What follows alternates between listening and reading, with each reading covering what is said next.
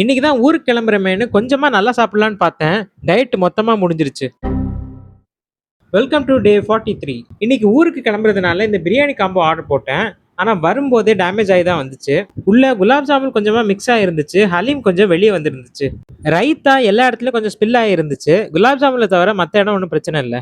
வழக்கம் போல கபாப் இன்னைக்கு கொஞ்சம் ஓவர் பர்ன் ஆயிருந்துச்சு. பட் டேஸ்ட் நல்லா தான் இருந்துச்சு. ரைஸ்ல ஒரு சின்ன பீஸ், வழக்கம் போல அதே டேஸ்ட். சமோசா இன்னைக்கு கொஞ்சம் ஆயிலியா தான் இருந்துச்சு. ஒன்று மட்டும் ஓவர் பர்ன் ஆயிருந்துச்சு. வழக்கம் போல இன்னைக்கும் குலாப் ஜாமுன்ல சாப்பிட்டுட்டேன். ஈவினிங்கா டீ காஃபி எல்லாம் அவாய்ட் பண்ணிட்டேன். மீதி இருந்த வாழைப்பழத்துல ஒன்று மட்டும் சாப்பிட்டேன்.